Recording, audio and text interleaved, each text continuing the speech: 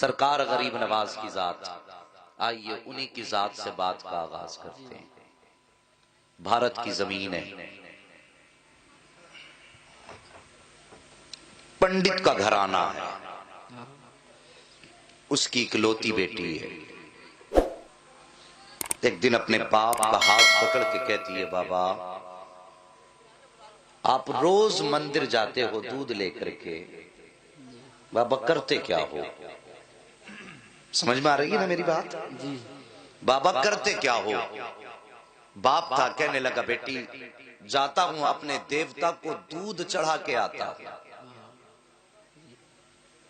بچی کہنے لگی بابا کیا وہ اس دودھ کو پیتے ہیں؟ پنڈت نے کہا نہیں بیٹی، ہم ان کے چرنوں پہ ڈال کے آ جاتے ہیں۔ کہا بابا پھر آپ دودھ لے کے کیوں جاتے ہیں جب وہ پیتے نہیں؟ کہنے لگی بیٹی عجیب بات کرتی ہے، پتھر بھی کبھی پیا کرتے ہیں؟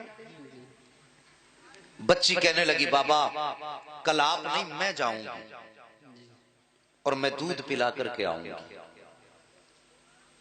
باپ کہنے لگا بیٹی جانا ضرور، لیکن یہ ضد نہ کر کے دودھ پلا کے آؤں گی۔ بچی نے کہا بابا اجازت تو دیں۔ پنڈت نے اپنی بیٹی کو اجازت دی، بیٹی مرضی تیری۔ بچی نے دودھ لیا، مندر پہنچی، جا کے مندر میں کہنے لگی اگر تو میرا خدا ہے تو یہ دودھ پی۔ مگر پتھر کبھی بولا نہیں کرتے۔ بچی نے اتنی بات کہی، کوئی جواب نہیں آیا۔ بچی کی آنکھ میں آنسو آئے، کہنے لگی میں اس وقت تک واپس نہیں جاؤں گی جب تک تجھے دودھ نہیں پلاؤں گی۔ اصرار پہ اصرار، اصرار پہ اصرار، کوئی جواب نہ آیا۔ آخر بچی کہنے لگی یا تو دودھ پی دے ورنہ آج تیرے قدموں میں اپنی جان دے کر کے جاؤں گی۔ بچی نے اپنے سر کو اس پتھر کے صنم کے آگے، پتھر کے بت کے آگے زمین پر مارنا شروع کر دیا۔ جب بچی اپنے سر کو زمین پہ مار رہی تھی، بچی کے سر سے خون بہنا شروع ہوا۔ بچی نے رو رو کر کے کہا تھا دودھ پی لے ورنہ جان دے دوں گی، دودھ پی لے ورنہ جان دے دوں گی۔ بچی رو رہی تھی، سر پٹک رہی تھی۔ اچانک انہی گلیوں سے اللہ کے ولی کا گزر ہو جاتا ہے۔ ایک بزرگ کا گزر ہوا، دنیا اس بزرگ کو معین الدین چشتی کے نام سے جان رہی ہے۔ آپ نے بچی کو روتے دیکھا ہے، آنے کے بعد آپ قریب آئے، کہنے لگے بیٹی کیا معاملہ ہے؟ اس نے سرکار خواجہ غریب نواز کا چہرہ دیکھا، دیکھ کے کہتی بابا آپ اپنا کام کرو، مجھے اپنا کام کرنے دو۔ سرکار غریب نواز کہتے ہیں بیٹی بتا تو صحیح بات کیا ہے؟ اس نے کہا مہاراج بات یہ ہے، یہ میرے خدا ہے، میں کہتی ہوں دودھ پی مگر پیتے نہیں ہے۔ اللہ اکبر، آپ نے سمجھایا بیٹی یہ پتھر ہے دودھ نہیں پیئیں گے۔ اس نے کہا میں نے قسم کھائی ہے جب تک یہ دودھ نہیں پیئیں گے میں واپس نہیں جاؤں گی، یا تو ان کو دودھ پینا پڑے گا یا میں اپنی جان دے دوں گی۔ اتنا سننا تھا، سرکار غریب نواز مسکرائے، کہتے بیٹی یہ تیرا فیصلہ ہے؟ کہا ہاں بابا میرا فیصلہ ہے۔ آپ آگے بڑھتے ہیں اور بڑھنے کے بعد آپ نے اس بت کا کان پکڑا اور پکڑ کے کہتے ہیں دیکھتا نہ کہ بچی کا خون بہ رہا ہے، دودھ کیوں نہیں پی لیتا ہے؟ اتنا کہنا تھا بت میں جان آ جاتی ہے۔ ہاتھ آگے بڑھتے ہیں، بت نے ہاتھ میں پیالہ لیا ہے، دودھ پینا شروع کر دیا ہے۔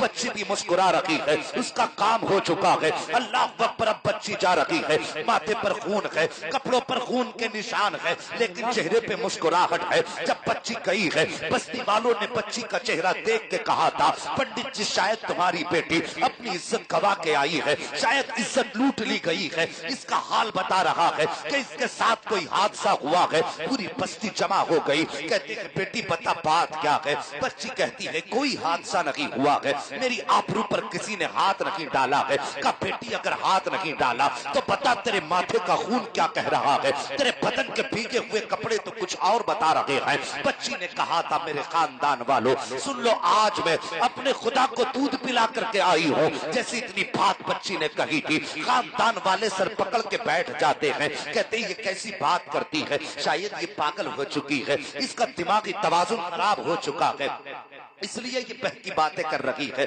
باپ نے بیٹی کو تسلی دی، کہا بیٹی مجھے بتا دے تیرے ساتھ کیا ہوا ہے؟ بچی نے کہا تھا بابا میں जो वादा करके गई थी अपना वादा पूरा करके आई हूँ और खुदाओं को दूध पिला करके आई हूँ। जैसे इतनी बात कही बच्ची ने, पंडित को गुस्सा आया, कहने लगा झूठ ना बोल, वो कभी दूध नहीं पीते हैं, तू अपने राज पे पर्दा डाल रही है, शायद इज्जत छुपाने की बात कर रही होगी। जैसी इतनी बात बाप ने कही है, बेटी रोने लग जाती है, कहती बाप गवाह कहां से लाऊं, मैं किसके सामने की अपनी कहानी बताऊं, मैं दूध पिला के आई हूं, अगर यकीन ना हो कल मेरे साथ चलना, मैं फिर तुम्हें दूध पिला के दिखाऊंगी। बाप राजी हो गया, खानदान वाले तैयार हो गए, पूरी बस्ती इकट्ठा है। जब सुबह का सूरज निकला है, सारी कौम आकर के पंडित के दरवाजे पर खड़ी है कि आज उसकी बेटियां होनी को होनी करेगी। एक अचंबा होने वाला है कि हमारे पत्थर के खुदा दूध पीने वाले हैं। बच्ची हाथ में दूध का प्याला लेकर के चली है और फिर उसी मंदिर के करीब पहुंच जाती है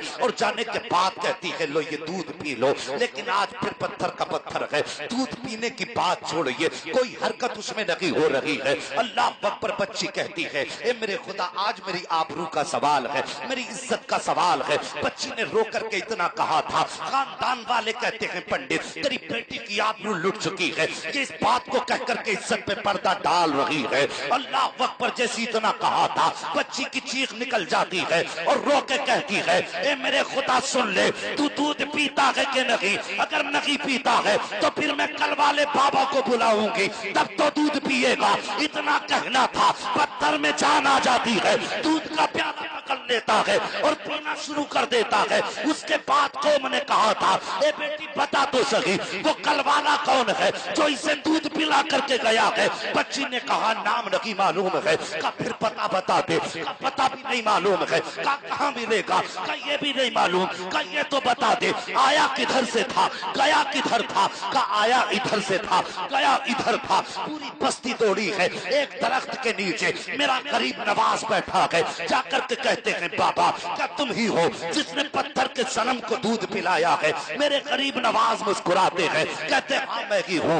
इतना सुनना था, पूरी कौम कदमों पे गिर जाती है और कहती महाराज इतना बताओ वो कौन सा मंत्र है जिसने पत्थर में जान डाल दी है, वो कौन सा जादू है जिसने पत्थर को दूध पिला दिया है। मेरे गरीब नवाज कहते हैं ये किसी मंत्र की वजह नहीं है, ये किसी जादू का करिश्मा नहीं है, ये ताकत मेरे परवरदिगार की है। इतना सुनना था, सबने कहा था बाबा बताओ तो सही परवरदिगार कौन है। गरीब नवाज फरमाते हैं मेरा परवरदिगार वो है जो पैदा भी करता है, जिंदगी भी देता है, मौत भी देता है, रिस्क भी उसकी कुदरत में है, कायनात का निजाम उसकी कुदरत में है। सबने कहा था बाबा किस मजहब से ताल्लुक है, तो गरीब नवाज ने फरमाया था मेरा ताल्लुक मजहब इस्लाम से है, मेरा नाना मोहम्मद रसूलुल्लाह है। इतना कह करके गरीब नवाज आगे बढ़े हैं। जैसे आगे बढ़े हैं सबसे पहले पंडित कदमों पे गिरा और गिरने के बाद कहता है बाबा सिर्फ दूध पिलाने आया था या हम गुनाहगारों को मुस्तफा का उम्मती बनाने के लिए। नारे तकबीर।